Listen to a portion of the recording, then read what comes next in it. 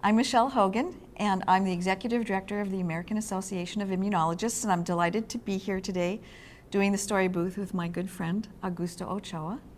And Augusto and I have known each other since 1982. Since 1982. I was 10. A really long time. A really long time. So Augusto was a fellow when I was a student, and we were in Minneapolis, and he had come from the warm climate of Medellin, Colombia. That is correct. And then we kind of followed each other around the country. I went to Bethesda, and you went to Frederick, and then you came here to LSU. And right. I'm going to let Augusto tell you his title, because it's so long, I'm not sure I'll get it right. I don't think it's that long, but I'm Augusto Ochoa. I'm the director for the LSU Cancer Center here in New Orleans. And I'm a professor of pediatrics, and as Michele said, I've been doing immunology research since I was a little boy. Yeah, since you were little too, yes. Right. We were very young. So I know a lot of things about Augusto, but what's between friends will stay between friends. But the one thing that a lot of people don't know about him is he's an opera singer.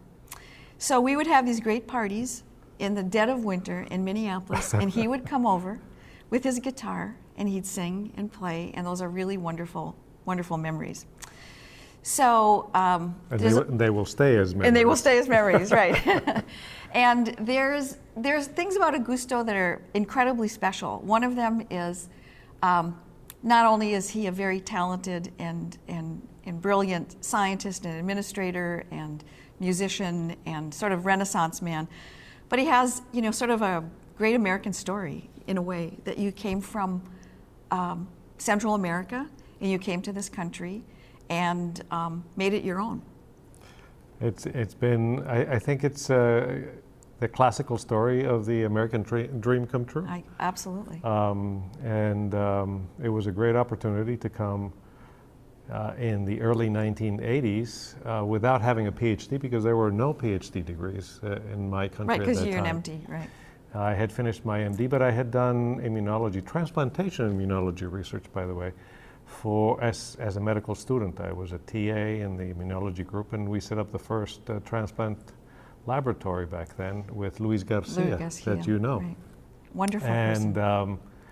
In one of the meetings in Latin America, the group from the University of Minnesota was there, the transplant team, with Fritz Bach, who was our boss back then, and John Najarian, and Fritz asked me if I wanted to come and do a postdoc. I didn't know that. Yes. I didn't know that. So I was in my last year in medical school, so I was all set, ready to go, and I finished medical school on May 30th of 1982, and then June 15th of 1982, I was getting off a plane in Minneapolis.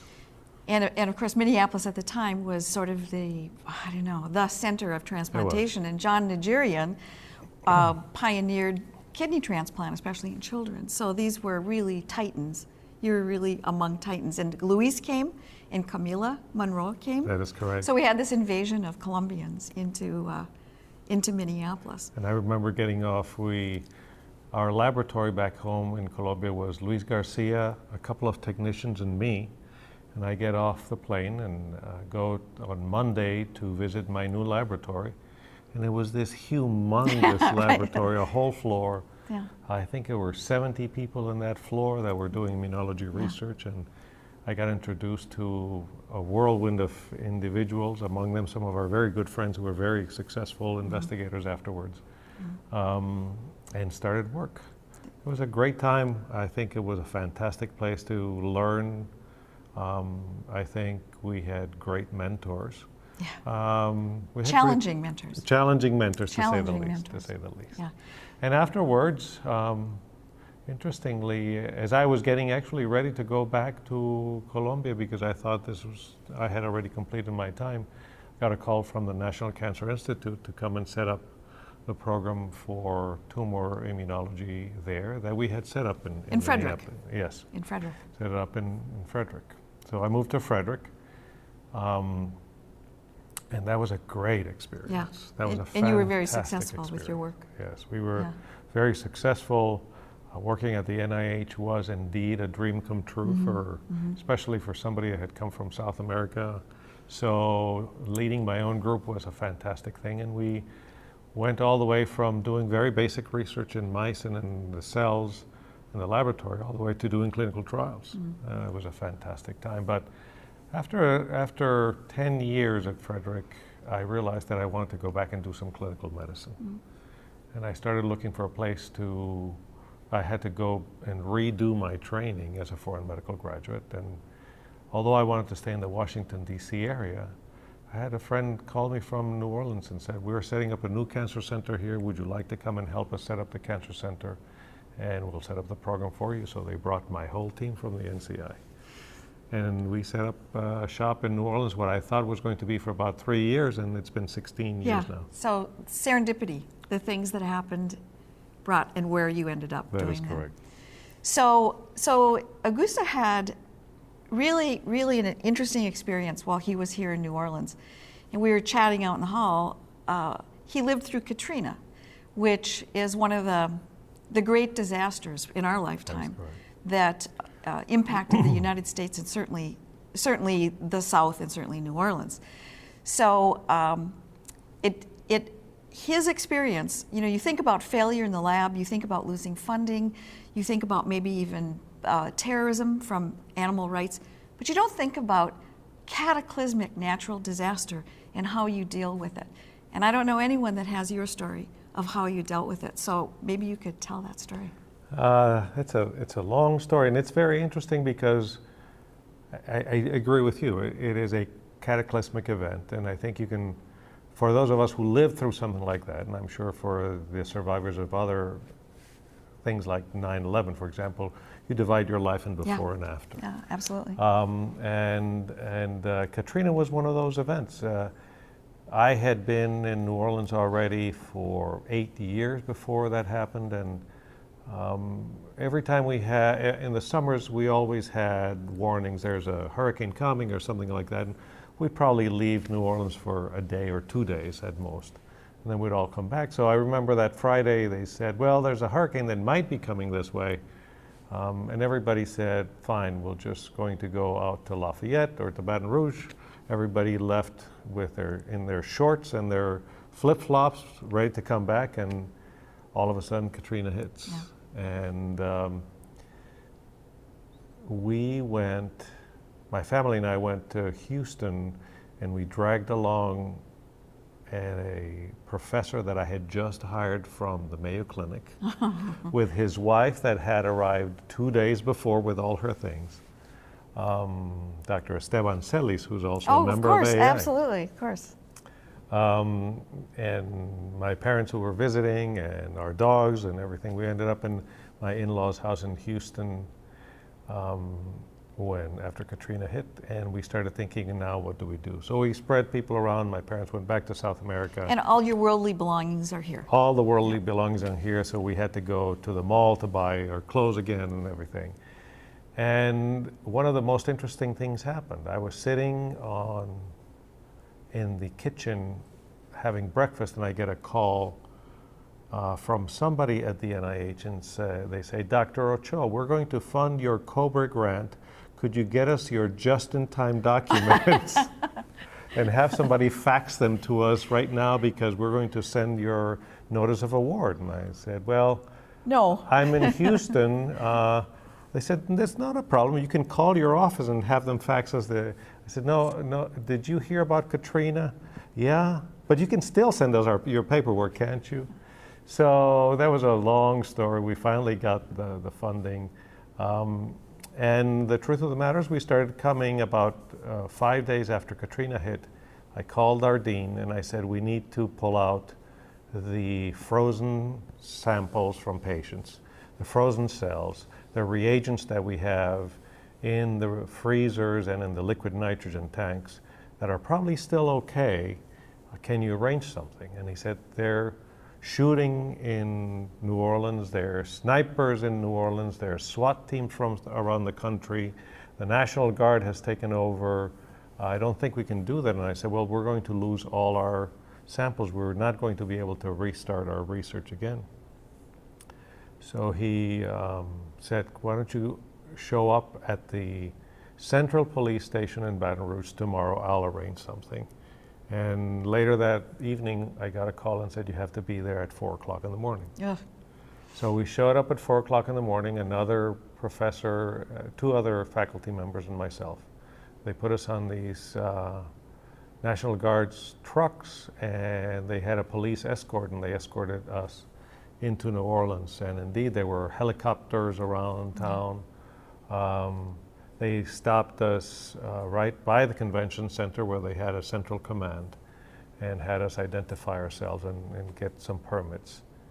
And then they drove us slowly on Poydras Avenue to try to get to the medical school. Now, are these the pictures you These were are the showing pictures, me? Yeah, yes. where the water's up over the hood of the Yes. Humvees. And the water was coming in on the Humvees. We had to back up the Humvees and just get into the big trucks. We were finally able to back up into the dorms of the medical school and then break in through the skyways.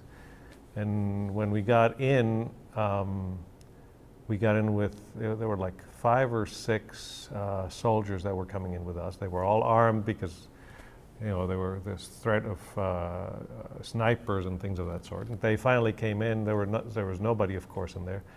And we went through each of the 3 buildings pulling out the liquid nitrogen dewars. So at the end of the day, we spent since 10 o'clock in the morning till about 5 o'clock in the afternoon just bringing down liquid nitrogen tanks down the stairs because there was no elevators, there was no electricity. And pulling out the faculty that we were able to communicate with had sent us lists of things that they had in different refrigerators. The DNA of all of the families with genetic syndromes that live in Cajun country, the DNA of this, the DNA of that.